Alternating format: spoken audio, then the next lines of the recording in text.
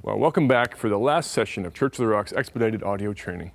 In session 7, we went deeper into equalization, and in this final session, we go over the most commonly used signal processors that will help you polish a mix and make it sound more professional.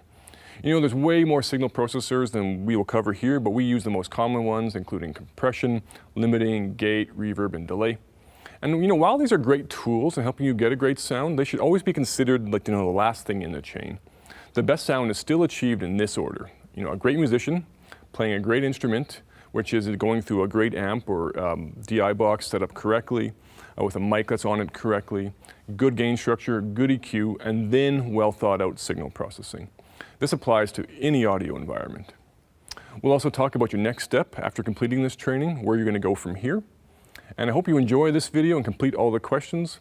And this last session, I think, is going to be a good one. Today we're talking all about other signal processing. So we're talking about things like compression, limiting, reverb, delay, and gate. And these are all tools that are going to help you achieve a really good mix. So we've talked about these in previous sessions. You can go back if you've missed some of that, but we only talked about them briefly. Now we're going to talk about them in much more detail so that you can use them to help your mix. The first thing we want to talk about is compression. To oversimplify a little bit, compression basically helps you to restrict how loud or how quiet a sound gets. Basically, they're called dynamic range control. When someone goes from, let's say, whispering to yelling, or a singer goes from singing quietly to singing very loudly, what a compressor can help you do is to help you even that out a little bit. It won't get quite as quiet, it won't get quite as loud.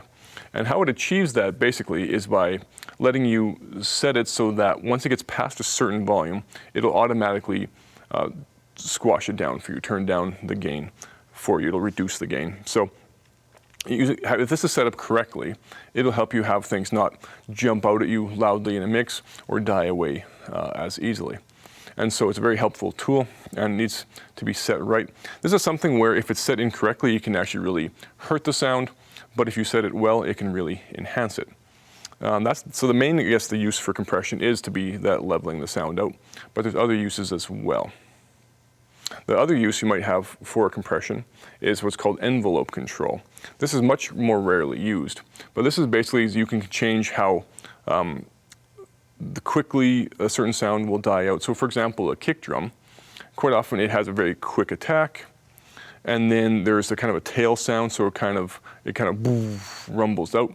And if you want your kick to sound tighter, you can use the compression to make that tail quieter instead of the whole sound. And therefore it'll sound more punchy. So you'll still get the initial attack, you get the nice big kick sound, but then it'll make it die out a little more quickly. And that'll help that sound as well. So first thing I want to do is I want to demonstrate the main use for compressor is evening out a sound out. I'm going to go to a vocal channel, a male vocal, and I'm going to have it with no compression first. And you'll hear how it goes a little bit louder and quieter. And then I'm going to put the compression on and show how it evens it out. And after that, we're going to talk about how to set that like that. So this is the male vocal here. I just happen to know it's Derek Zielstra, our main worship leader. And I'm going to show the compression here. I'm going to turn it off. And so we're going to play this vocal without any compression at all at first. Love has set us free. Whoa, whoa, woo! So notice there it gets very loud. Whoa, whoa, yeah! And jumps down quieter. So now what I'm going to do is I'm going to go back to that same section of vocals. I'm going to turn on my compression, which I know is set right, just so you can hear the difference. Then I'm going to show you how to get those settings to work for you. So now we're going to have the compression on. Whoa, whoa, yeah! So it got louder, but didn't get near as much louder. It was much more controlled. Whoa. So in this case, it might have been set even a little bit too much, but that was helpful, so that the person was evened out. What this did was, when he got very loud, it was compressing his vocal down to make there be less level, so it didn't come jumping out quite as loudly and piercing. But when he was singing more quietly, it compressed less. So therefore, the quieter stuff is not going to get squashed down, but the louder stuff is. Now they're closer to each other in level. That way it's not going to spike as high and drop as low either, so it's much more contained. I want to go through now the settings of how you would set that. So if we look at these settings, these are common to almost every compressor. We're going from left to right. We have threshold. And threshold is basically the line where you're telling the compressor that if the level goes over this number, this level of gain, that's when it starts to automatically bring the vocal down.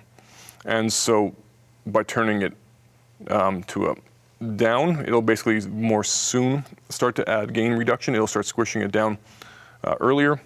By going up, it'll do it later. So if it's all the way up, this compressor basically does nothing because it's not compressing the sound whatsoever. So setting the threshold will have to be done again on every single source, every single time. The next one is ratio.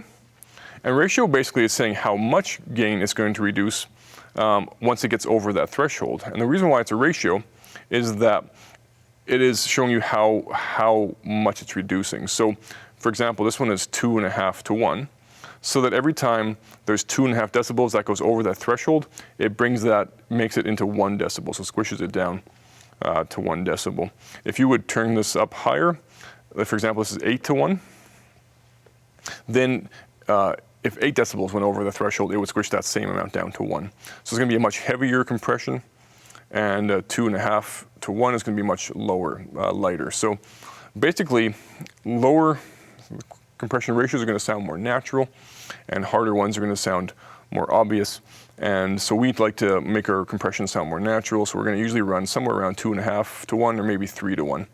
If you have something like Pi auctioneer who goes from whispering to screaming, then you need to control that more. We will do a fairly high ratio, but any other time you should be able to use 2.5 or 3 to 1. That should suit most of your applications. Attack is next, and attack is how quickly that compression starts to happen. And so basically, how fast after it passes that threshold line does it start to bring the gain reduction in. This is an important one to get right, because if it's too fast, it'll sort of sound unnatural and take out the beginnings of sounds quite often, especially with someone speaking. Will be how you know the clarity from it. So if it's too fast, it might start sounding unnatural. But if it's too slow, it won't actually do the job you're wanting it to do. It's not actually compressing it for too long of a period of time. So we usually set these fairly fast, but not as fast as they go. So in this case, it's set to 10, which is quite fast. If you would set it up too high, again, it would only compress the end part of the sound instead of the beginning part of the sound, which can also be useful later. The next one is release. So this is now how quickly it stops reducing the gain, how quickly it releases that compression. So again, this should be fairly quick, because if it stays in too long, it basically turns the level down almost all of the time.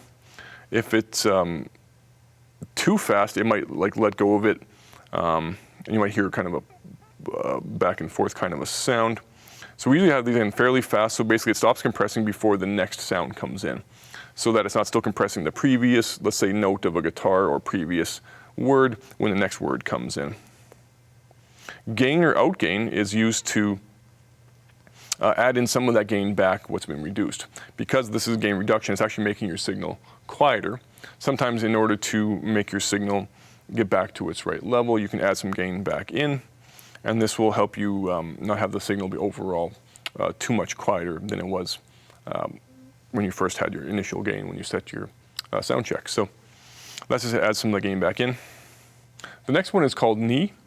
And basically what a knee is another way to help you make your compression sound more natural. What it does is it starts to actually bring in the compression just a little bit before your actual threshold, but with a slightly lower ratio. So basically it smooths the transition out. So it doesn't go from uncompressed to compressed very jarringly. It kind of smooths that transition out. And so a knee, we set those fairly high, which makes them the most smooth, because what we're most of the time trying to attain with our compression is just natural level control.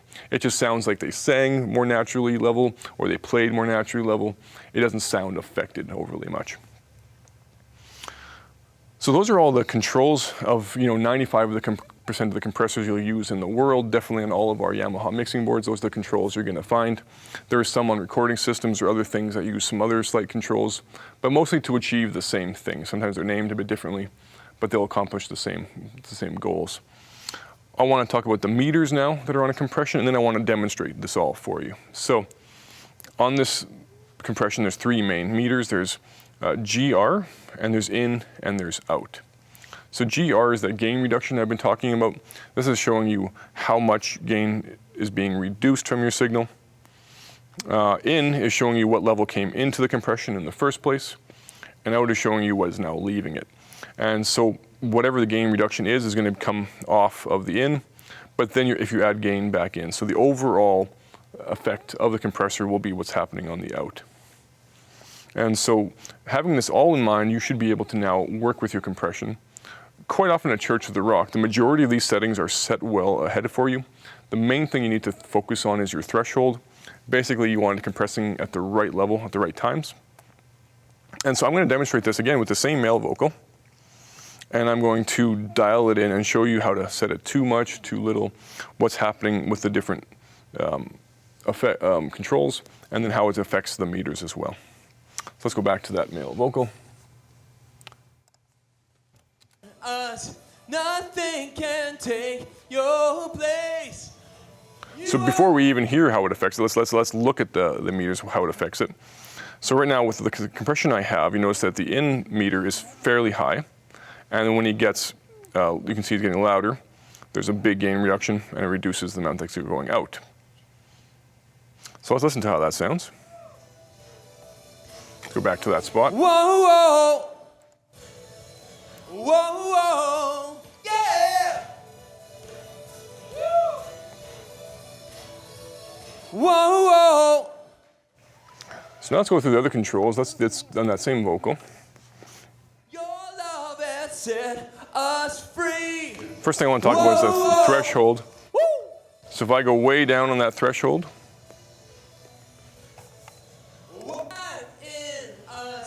you notice now it's compressing it really hard, and you can really hear that compressor working. It's taking out way too much gain out of it, and it's going to sound very unnatural and very artificial.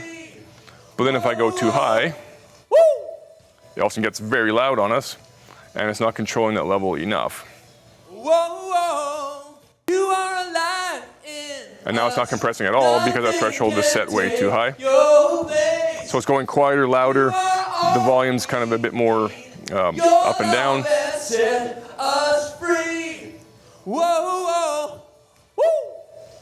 So normally on the regular weekends for a singer, what I'm trying to accomplish with that threshold is getting it so that when they're singing very loud, you're seeing around -6 or even maybe at the very most -8 decibels of compression.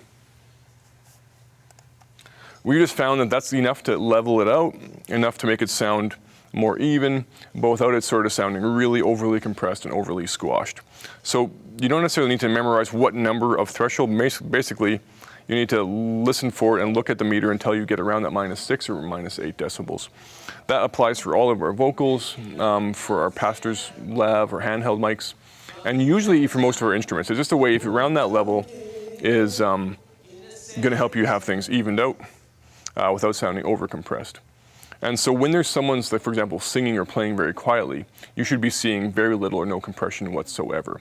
Because what you're trying to do is trying to make the quieter parts stay as loud as they are, but then make the louder parts quieter. So if you take a look at this vocal now, he's singing a little quieter. There's not as much compression. There's spots where there's none at all. But as he sings louder, there's more.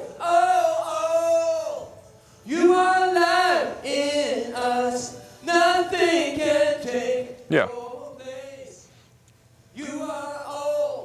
And if you look at the meters again, the in is higher than the out meter because the compression is compressing more than we're putting back in with the out gain. So the overall effect is that we have less gain going out of the compressor than came into it. So that's how you would set up a compressor for a normal use for a vocal. Again, this is something you can dial in your ear. This is something where if you wanted to, during sound check, double check all the settings of what they're doing, you can over exaggerate by taking that threshold down further so it's compressing more, and then maybe playing with your attack time or release time to see how that affects the sound. But for the most part, if those are set well in the first place, you shouldn't have to change them.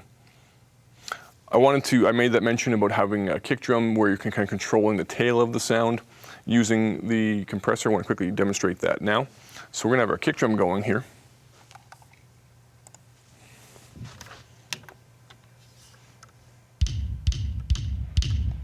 And I'm going to turn this off first of all. And hopefully you can tell it's a bit more rumbly. It goes on for a bit longer. It's not bad, but sometimes by adding in this compression we can improve that slightly. So I'm going to turn it on and even adjust the settings a bit. And it's only a small difference, but the tail of it is a little shorter. It's not quite ringing out for quite as long. What's happening is we have all the same parameters, but now we're using them differently. We have a threshold that's causing around 6 or 8 decibels of gain reduction. Maybe we'll do even a bit more just to exaggerate the effect a bit. The ratio is a little higher than what we do for vocal. It's 4:1. We might even set that a bit higher. Let's try even, let's say 5:1. But the attack time is significantly slower. On the previous one, the attack time was 10, which is very fast. This one's 27. So this is where you make it slower so that you don't now compress that very first part of that kick sound, but now you're only compressing the second part of the sound, which is that tail that kind of goes out for a long time. And therefore it makes it sound a bit tighter and a bit almost shorter of a sound. And that's what you're trying to do here. So let's listen to that again. So that's with that in and with it out.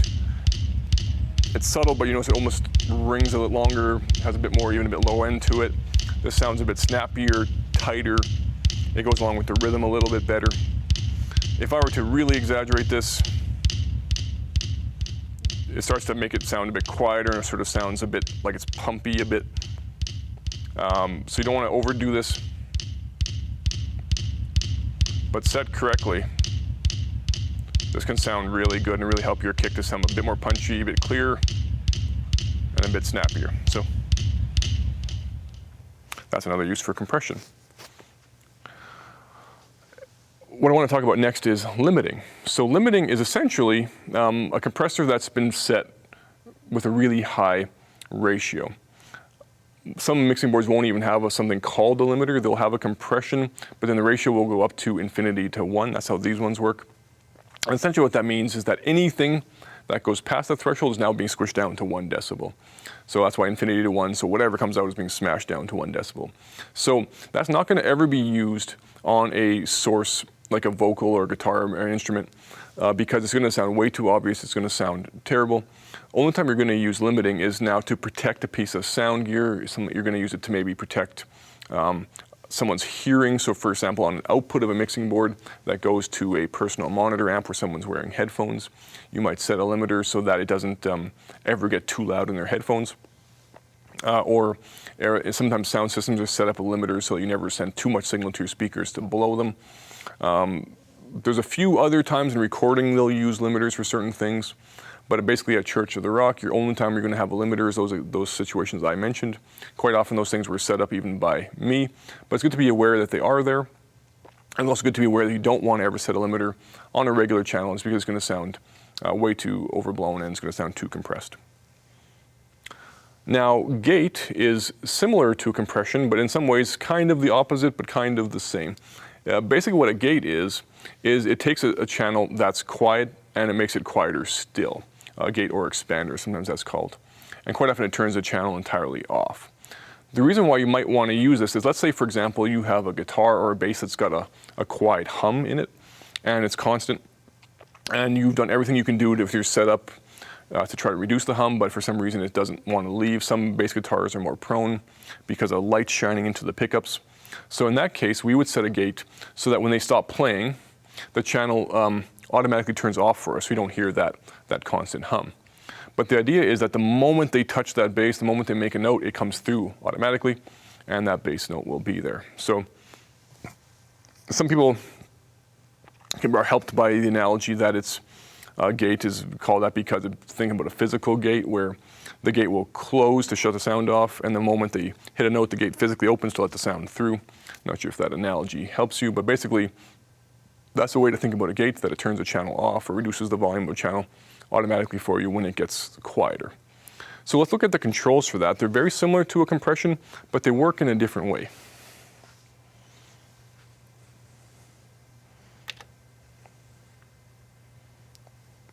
So they have, again, similar controls and a few different ones. They all start off with a threshold, but now the threshold is now when it turns the channel off instead of when it applies gain reduction. So it is visualized kind of in the opposite way where it used to visualize this line going up. Now it's the line on the left here. And essentially this is telling it when to automatically turn that channel off. And if this is set too high, the risk you're taking is that you're going to, let's say if you have this on an acoustic guitar, when they play the quiet notes, you might cut off those quiet notes. So you want to make sure you get this dialed in well. If it's set too low, it just won't do its job at all. It just won't ever turn off at all. So this is where you want to have it set. Usually you're setting it just near the edge. So only when it's already almost entirely off, it just turns it all the way off. And then that way too, it doesn't interfere with if they play quiet notes or anything to that effect. This one has a control called range. And essentially this is how much gain it's going to reduce, how much is turning the channel off. If you set it all the way to infinity, basically means it's turning the channel entirely off. But you can have it so it just makes the channel a little quieter instead of turning it all the way off. This might be to be more subtle or so that it comes back a bit more easily. We end up usually having it near the bottom so it almost turns the channel entirely off, enough so that that's not noticeable. Attack is how quickly it now opens the gate and how quickly it allows the sound to come through. And so for the most part, this is usually set to a 0. Basically it means the moment they hit that sound, it comes through. Sometimes that'll sound a little rough if it's at 0. So sometimes adding just a tiny little bit of time to that will just slightly smoothen that out. It doesn't sound quite as abrupt. If it's set too high, it'll become almost, you'll cause it to have like a wail sound because things also will ramp up, kind of fade up instead of just coming out naturally. And that's not an effect we ever want to do. Some guitarists will use that as a special effect, but we never do that here. And so that should always be at 0 or just 1 or 2 to make it sound a little touch smoother. Hold is where it'll just sometimes hold it, because sometimes there's little drops and they might just tap their bass a little bit or something to that effect, or something might go a little bit louder, a little quieter. So hold will just help it to stay there for a little longer.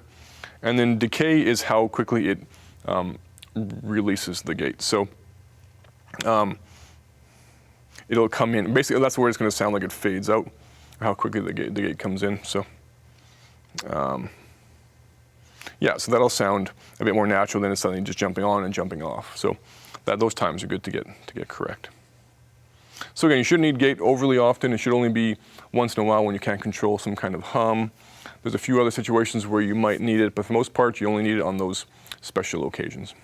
And now I want to talk to you about reverb. Now, reverb is a really important tool to get right. Much like these other tools we've talked about, if you get this one wrong, you can really make your mix sound kind of cheesy or hokey or even a bit more muddled. But if you get it right, you can really add a nice professional polish onto a mix, or just also make it sound more natural and more full. Reverb can enhance the body of sounds. It can even cover over small imperfections in a sound. It can do things like simulating a concert hall, which might improve the overall size that you might feel like you have. And so these are all really good things that reverb can do. But again, overuse or misuse, and it can sort of start to sound cheesy or muddled. And so we want to get this one right.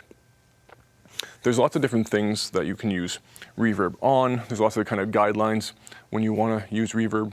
I want to go through some of those now. The first one is you never really want reverb on a kick or a bass guitar. There might be some exceptions to that rule, but for the most part, reverb doesn't make things sound more tight. That usually makes it sound a bit more, has more time to it. It sort of doesn't sound as crisp.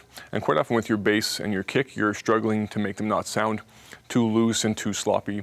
And so anything that would make it sound looser or sloppier yet is not a good thing. So reverb is almost never applied to our kick drums or our bass guitars, especially at Church of the Rock.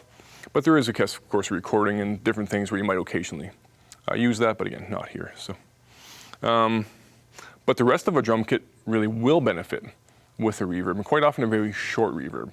A reverb that kind of simulates it being in a really good small room, like a recording studio, and it makes them sound a bit fuller, makes them sound a bit more natural. And so you almost always want to have reverb on the rest of your drum kit, especially the snare and the toms. And so there's quite often reverbs called drum reverbs because they're made for that particular purpose. Synth and electric guitars quite often already have a reverb built into their sounds. Quite often they're dialing that stuff in themselves. So for the most part, for electric guitars and synths, we're not going to be adding a reverb to them. We'll be just taking what they give us and going with that. But there might be some exceptions to this. So that's why you want to talk to your worship leader if all of a sudden they ask you for that, or if you can tell this would sound really good. But be careful there, like have some creativity there, but be careful that you don't overdo reverb too much. And especially on electric guitars, for the most part, if they want to reverb, they'll add it themselves. So if you don't hear it on it, it means they don't want it for that sound. So that's what you might think of with those things. For things like a piano and acoustic, however, they're instruments that are more classically have been in concert halls, and so quite often they'll benefit from a reverb, especially like a hall reverb. So adding a little bit of that reverb to those instruments, especially on slower songs, can really enhance them. It can bring out some character and body and warmth, and even again cover over small imperfections, and just make it sound more professional altogether. Vocals will always benefit from reverb. Reverb can sound really good on basically any kind of vocal when someone is singing. And what it will do, it'll help them sound like they're in a natural space. It'll actually cover over small defects. It'll add some warmth and some body. And there's many different types of reverbs that'll sound good on a voice, a plate reverb or a hall reverb, or even some other ones as well. So some experimentation is good here. During your sound check and your rehearsal, you can try a few of them out, see what they sound like. But one thing a couple of good things important to note is that, first of all, that the length of the reverb is really important for the type of song. So in really fast songs, you actually want a shorter reverb time. And in a really slow song, you can have a longer reverb time. The reason why is that the reverb tails on the end of a sound. And if it's still quite loud when the next note comes in, it's going to start covering over that next note, the next thing that they sing. So it's going to be a little bit more muffled sounding. It's going to get into the other one's way a little bit. So on a faster song, you want a bit of a faster reverb so it gets reduced before the next words kind of come in. And a longer song, you can have a longer one, and it'll usually sound really good, and it won't get in the way of the words as well. The next thing to note is that with reverb on a vocal, you almost always want it on when they're singing, but you never want reverb on when they're just talking or praying. It just sort of sounds very odd, it sounds unnatural, it sort of sounds funny. And even the average person who's never taken any audio training will just know that something sounds off here. So basically that's why we always put our reverb on a DCA, on a group, basically, so that at any point you can just quickly turn that reverb down, and then when they start singing, you can push it right back in. So those are all things that are really important to note about putting reverb on vocals. So now I want to talk about how you can control your reverb, and then we're going to show some examples, how those things sound, all the different settings and those kinds of things. So the first main important setting on any reverb is the reverb type. I've already mentioned them a little bit, but basically it's the overall character of that reverb. So in this particular one that's on the screen now, it says reverb room, and it's got a picture of a drum. Basically what they're saying is on this one, this reverb is supposed to be simulating a sound of a small room, and small rooms tend to sound really good on drums. But there's many different types. If I push this in, you can see there's a whole list of them here. You probably can't see them, but there's halls, rooms, stage, plates, as well as there's other ones that aren't on here, things like spring reverbs. And basically these are all different simulations of different sizes of rooms or different ways to achieve reverb. A hall is supposed to sound like a concert hall, and so it's going to be usually larger sounding, usually longer. Room reverbs are supposed to simulate smaller rooms or different size of rooms, and so quite often they're supposed to sound like a recording studio room. Again, they're usually best for drums.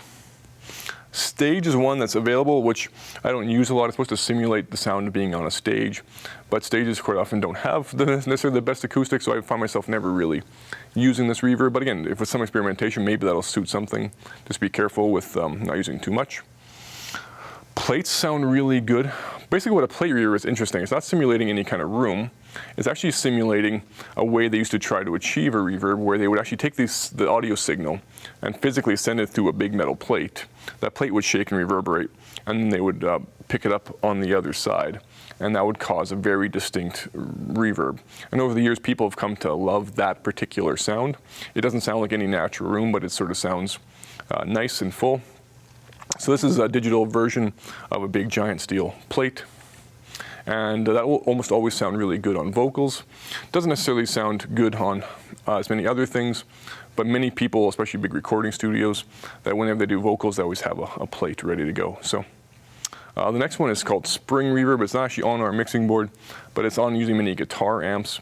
And same idea, where the sound was sent physically through a physical spring and picked up on the other side, and that was caused the reverb. So it's good to know what the reverb is supposed to be trying to achieve, what it's supposed to sound like, and that'll help you identify which one is the right one to use at the right times. The controls are very varied, and you don't necessarily need to know all of them. There's a good number of controls. They can be fairly complex. The main thing you want to focus on, though, is just which reverb type, which we just talked about, and then reverb time. On this mixing board, that's the very first knob because it's the most important thing. Reverb time is basically, again, how long that reverb continues on until it dies off entirely. So this one has a reverb time of 3.2 seconds. But if I went back to that room reverb, its default to 1 second.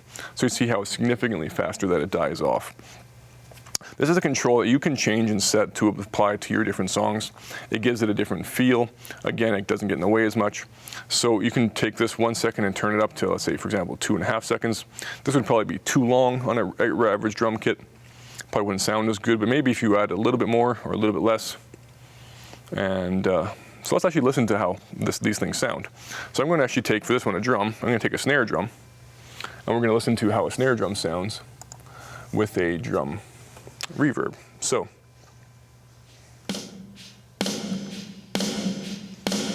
you notice that's with the reverb in. I'm going to take it back out. Sounds very stark. Doesn't sound like it's in a room at all. But if I add this one in, it sounds like that reverb is going through a room. It sounds really nice. If I start cranking up this reverb time, see how it keeps going and keeps going. That just sort of sounds weird. At some point, it just sort of sounds a little bit 80s, you know. So quite often, a very quick 1 second reverb time on a drum, that sounds great. If I were to now put like, for example, like a hall reverb on this, it sort of again sounds like a bit too much. It's got a bit more body in that reverb, but it's a bit long, and it sounds like just like a bit too much. Gets in the way of the clarity of the snare. So this is where we're going to go back to that room reverb with that shorter reverb time. And that just sounds right for that instrument. So, but then on a vocal, whoa, whoa. I'm going to put in the midst of the darkest night, let your love be the shining light, breaking chains that were holding me. So that's a concert hall reverb on a vocal, and it sort of sounds natural and full. It adds a bit of body, it adds a bit of life and energy. It sounds like it's in a room, and it sounds really good. So let's listen to it again without any reverb. Sort of sounds a bit stark. You can hear it sort of sounds unnatural because we're used to hearing stuff in a room. But as soon as I add the reverb in, I will live that your will be done, and I won't stop till your kingdom come. 'Cause you are my freedom. I think that sounds really good. We lift you higher. Pull it back out one more time. Lift you higher, your love. And as soon as I pull it out, it sort of sounds emptier, less full, and less natural in the sense that you don't hear, it doesn't sound like it's in a room at all. It sounds really stark and in your face. So those are the two main things you want to look at again with reverb. You want to look at the type of reverb and the reverb time. There's again many other settings with reverb, so if you ever want to really study deeper, I'd say recommend looking into that, especially things like initial delay, which means it doesn't quite start quite as soon. You can do a sort of EQ within your reverbs and things like that. So it's another area where if you want to grow further, you can study deeper. But for now, that's all you need to know to start dialing in your reverb settings. But the next thing you want to figure out, though, is how to send your things into your reverb and delay But actually, quite quickly before we do that, I'm going to talk about delay. So we mentioned that reverb is that diffused sound acoustics of a room. Delay is those discrete echoes. This is where you hear a distinct repetition of the sound. This is supposed to simulate or just be an effect where, let's say if you're in the whole classic where you're yelling in a canyon, you hear it bounce back at you, whatever else. It's just repeating the same sound. This is used more for special effect. It's similar to reverb in the sense that it can add a bit of a nice larger sound to it. It can add a bit more body to the sound, fill it out a little bit. But it can sound really hokey really quickly and sound obviously affected if you use too much of it. So quite often for Church of the Rock, we're only using delay on very slow songs that are very kind of worshipful or slower. And this will basically use to extend the notes when someone sings. And so let's listen to that now. Your love, never ending. Oh, oh, oh. You are alive in us. Nothing can take your place. And this song doesn't even 100% suit the delay because it's a faster song. And usually quite often use a slower song. Let's keep listening to that one for a little bit. You are gonna really crank it up. Your love has set just so you can hear what it's doing. You are alive in so you can hear how it's just repeating those sounds over and over again. And again, with a slower song, that can sound really nice, especially combined with the reverb. So I'm going to dial that in, how you might hear that. Nothing can take your place. You are all we need. Your love has set us free. So quite often it's set very subtly, so that almost blends in with the reverb. You actually might not be able to tell you're hearing actual discrete repetitions. It just sort of sounds like that note carried on or was a bit fuller. And so this one you have to be very careful with, only push in small amounts of it and only for slower songs. But if it's done right, it'll add a nice kind of fullness and polish, but if it's done wrong, it'll sound really hokey, so you want to be very careful with that one. Now I want to tell you how you would route sounds into these. Let's say you get a new singer come in on a different mic than you're used to having, and you need to get these into your reverbs or delays. It's really important to know the signal flow. And this is going to be very similar on your Yamaha M7CL and your TF5s. I'll show it to you on this board, obviously, then I'll explain it on the other board. So, and the same exact idea will be used on like recording systems and everything else. They might just have slightly different names and finding them in different places, but the same idea applies. So what we do is we have the vocal channel here, and we take a copy of that signal. It gets sent out into a reverb unit to be processed, and then that reverbed signal that's been affected comes back into the mixing board on a different channel. And so you saw me pushing this fader up on the left perhaps, and what was happening was in this particular vocal, the copy of the sound gets sent out physically through a cable into a hardware unit that's in our mixing board that processes the reverb sound. That sound comes back and comes back in on this channel, and then I'm blending in that reverb affected sound with the dry unaffected vocal here, and that way I get the right blend between reverb into the mix. That same thing applies with the built-in reverbs. This now is all done internally within the mixing board. So the way that this works on the M7CL is I have the signal, the channel here. I go into my sends on fader. I find the sends on fader for my different reverbs. So for example, FX1 vocal reverb. And now these channels, all my vocals are going to my vocal reverb, which makes sense. But let's say this vocal 7 spare came in for the day. I would take this fader, push it up, and now that signal is being sent into my reverb. That reverb is under this rack button, and sorry, that would actually be the delay, but anyway, the delay would be in this rack button. You would see it come through here, and then that signal gets processed and comes back out to the mixing board, and comes back here, and then I push this fader in. So essentially what you need to know is that if you want to get something into a mixing board, you need to find the correct sends on fader to get it into the correct reverb, and then you push in that reverb. On the Yamaha TF5, you have a series of buttons on the right side of the board. The bottom two are FX1 and FX2. If you press those, then whatever you push into that will go into the reverb or the delay. So FX1 or FX2. So that's a good thing to know, like how you would route something, or if something isn't a reverb and it shouldn't be, that's how you would take it out. So again, you would go to your sends on fader, you'd find the right one for which reverb you're doing, reverb or delay, then you would take in or add out the correct channel. So it's really good to know your routing.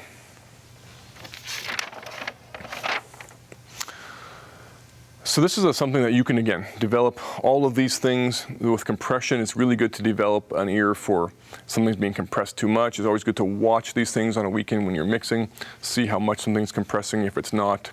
If you have gates on things, you want to be checking in on them to make sure that they're not cutting off quiet notes. Let's say, for example, they're playing guitar behind the pastor talking. They might play really softly. If you have a gate on, you want to make sure that that gate is not cutting off the quieter notes. Again, you want to use limiting only for sound system kind of setup things. You shouldn't have to do much of that, but that's what limiting is used for. You want to be really tactful with your use of reverb. The main controls you want to focus on are going to be the type of reverb and the reverb time, and then how much reverb you're mixing in to sound correct. And delay is used only discreetly, once in a while for very slow songs and usually very subtly. And if you start learning these things and mastering these things, you'll have a much more polished sounding mix. And these tools will help you become just a high-end audio tech, an engineer, and you'll be able to dial in really great mixes.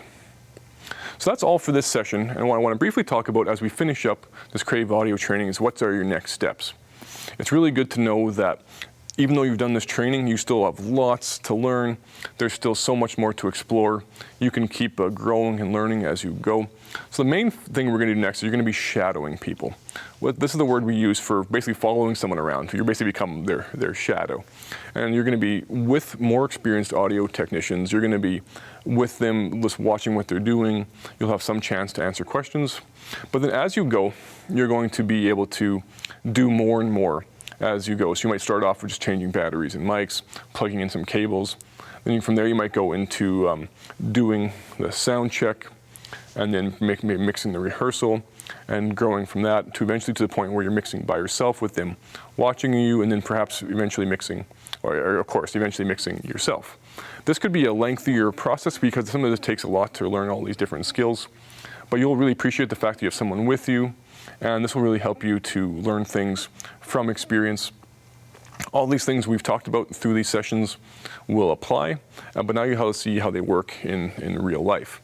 And hopefully some of this will come back to you, or you can review these videos to remember some of these things. And beyond that though too, I would really love you guys to do your own learning. There's lots of resources available. You can always, of course, rewatch these videos or take this course again and when it's offered. You can also go to many different places online. One really particular good one is anything that Andrew Stone does. He does Church on the Move. He does their audio. There's a Seeds blog that he does. There's lots of like church sound groups on Facebook. So there's lots of areas where you can learn and grow. I hope that you'll explore them. Anything you find on YouTube, you want to make sure that it's someone who actually knows what they're talking about, because some people that don't, so be careful there a little bit. But anything from, let's say, manufacturers of mixing boards are good. Anything from reputable people who, let's say, have run a church ministry for like 15 years, those are going to be good people. So those are lots of resources for you. I hope that you'll keep learning and growing, and you'll become just a really highly skilled audio tech. While signal processing has advanced over the years, the staple processors have remained much the same, and they are very helpful. You know, mastering compression, limiting, expander or gate, reverb or delay, what can really help you polish a mix. Our final hands-on training session will give you time to try out some of this EQ and signal processing while dialing in a whole professional sounding mix. And then we're going to talk about how to get you started in serving. So for one last time, please do the questions below. And I'm so glad you went through this training course. It is always a great joy when we can serve Jesus in an area that we are interested in or excited about. You know, it doesn't always feel like serving in audio is directly part of God's kingdom of advancing people, helping them get saved or discipled, but it really is. People literally wouldn't hear the message if you didn't do what you were doing. So it's a great honor and it's a great joy, and it's been a pleasure for me to teach you guys. God bless.